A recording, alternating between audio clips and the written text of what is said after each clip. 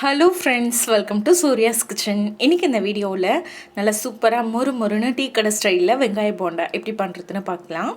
இப்போ இந்த வெங்காய போண்டா செய்கிறதுக்கு நல்ல ஒரு பெரிய சைஸ் வெங்காயம் எடுத்துருக்கேன். ஒரு பெரிய வெங்காயத்தை நல்லா இந்த மாதிரி ஸ்லைஸாக கட் பண்ணி எடுத்துக்கோங்க. ஒரே ஒரு வெங்காயம் நல்ல பெரிய சைஸ் வெங்காயமாக எடுத்திருக்கேன். இப்போ இதோட கொஞ்சமாக துருவன இஞ்சி, 1 இன்ச் அளவுக்கு இஞ்சியை நல்லா துருவி சேர்த்துக்கோங்க. இது கூடவே ஒரே ஒரு பச்சை மிளகா நல்லா பொடியாக கட் பண்ணி சேர்த்துக்கோங்க. இது கூட கொஞ்சமாக பொடியாக நறுக்குன கருவேப்பிலை இலை சேர்த்துக்கலாம். ஒரு 2 கொத்து கருவேப்பிலையை நல்லா பொடியாக கட் பண்ணி சேர்த்துக்கோங்க. கூடவே கொஞ்சமாக கட் பண்ணின மல்லி இலை சேர்த்துக்கலாம். இப்போ இதோட ஒரு 1/4 ஸ்பூன் அளவுக்கு சோம்பு சேர்த்துக்கலாம். இது நல்லா வாசனையாக இருக்கும். கூட ஒரு 1/2 ஸ்பூன் அளவுக்கு சீரகம் சேர்த்துக்கோங்க. இப்போ இது கூட ஒரு 1/2 டீஸ்பூன் அளவுக்கு மட்டும் தனி மிளகாத்தூள் சேர்த்துக்கலாம். நம்ம ஏற்கனவே மிளகாய் சேர்த்துருக்கோம், அதனால 1/2 ஸ்பூன் அளவுக்கு மட்டும் மிளகாத்தூள் சேர்த்துக்கலாம். இப்போ இதோட தேவையான அளவுக்கு உப்பு சேர்த்துக்கோங்க. சேர்த்துட்டு ஒரு சிட்டிகை அளவுக்கு மட்டும் பெருங்காயத்தூள் சேர்த்துக்கோங்க. சேர்த்துட்டு இது எல்லாத்தையும் சேர்த்து நல்லா கலந்து விட்டுக்கோங்க. இந்த மாதிரி நல்லா அந்த வெங்காயத்துடைய ஈரப்பதத்திலேயே நல்லா கிளறி விட்டுக்கோங்க.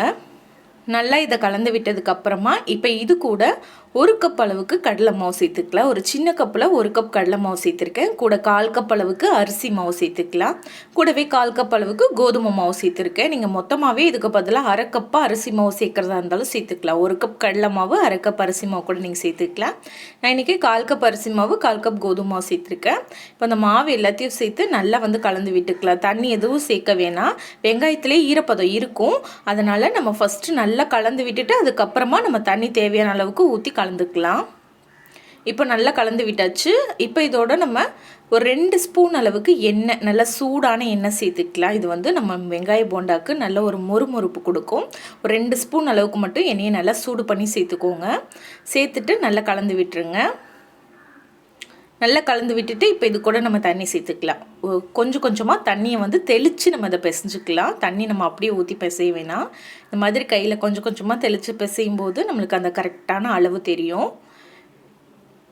மொத்தமாக ஒரு 3-4 டேபிள் ஸ்பூன் அளவுக்கு தான் தண்ணி தேவைப்படும். அதிகமாக தண்ணி தேவைப்படாது. நம்ம வடையெல்லாம் தட்டுவோம் இல்லையா, அந்த பதத்தில் தான் இருக்கணும் மாவு. ரொம்பவும் லூஸாக இருந்தாலும் உங்களுக்கு எண்ணெய் குடிக்கும். அதனால் கொஞ்சம் கொஞ்சமாக தண்ணி தெளித்து இந்த மாதிரி நல்லா பிசைஞ்சுக்கோங்க. இப்போ இதை நல்லா பிசைஞ்சாச்சு. இப்போ நம்ம இதை இந்த மாதிரி சின்ன சின்ன பால்ஸாக நம்ம உருட்டி எண்ணெயில் போட்டு பொரிச்சு எடுக்க போகிறோம். ஸோ இந்த மாதிரி சின்ன சின்ன உருண்டையாக உருட்டிட்டு நம்ம எண்ணெயில் போட்டு பொரிச்சு எடுத்துக்கலாம். இப்போ அதை பொரிச்சு எடுக்கிறதுக்கு ஸ்டவ் ஆன் பண்ணி அதில் வாணலியில் தேவையான அளவுக்கு எண்ணெய் சூடு பண்ணி வச்சுருக்கேன். எண்ணெய் நல்லா சூடானதும் இந்த மாதிரி ஒரு போண்டாவாக உள்ளே சேர்த்துருங்க. எந்த அளவுக்கு உங்களால் போண்டா சேர்க்க முடியுமோ அந்த அளவுக்கு சேர்த்து விட்டுட்டு நல்ல ஒரு 3-4 நிமிஷத்துக்கு மிதமான தீக்கு மாற்றிட்டு நல்லா பொரிச்சுக்கோங்க. அப்போ தான் மாவு உள்ள வரைக்கும் நல்லா வெந்து வரும். மேலே நல்ல கிறிஸ்பியாகவும் இருக்கும், உள்ளேயும் மாவு நல்லா வெந்திருக்கும். இப்போ ஒரு 5 நிமிஷம் ஆகும் இது நல்லா பொரிச்சு எடுக்கிறதுக்கு. நல்ல இந்த மாதிரி ஒரே மாதிரி கலர் மாதிரி வந்ததும் இதை எடுத்துருங்க. இதே மாதிரி எல்லாத்தையும் நீங்கள் போட்டு பொரிச்சு எடுத்துக்கலாம். இப்போ அவ்வளோதான், நம்மளோட சூப்பரான டீ கடை ஸ்டைலில் போண்டா ரெடி ஆயிடுச்சு. டீ காஃபியோட சாயங்காலம் சாப்பிட்றதுக்கு ரொம்ப நல்லாயிருக்கும். கண்டிப்பாக ட்ரை பண்ணி பாருங்கள். ட்ரை பண்ணி பார்த்துட்டு எப்படி வந்ததுன்னு மறக்காமல் கமெண்ட்டில் சொல்லுங்கள். இந்த போண்டா ரெசிபி உங்களுக்கு பிடிச்சிருந்தா லைக் பண்ணி ஷேர் பண்ணுங்கள். சப்ஸ்கிரைப் பண்ணலைன்னா மறக்காமல் சூர்யாஸ் கிச்சனை சப்ஸ்கிரைப் பண்ணிக்கோங்க. தேங்க்யூ.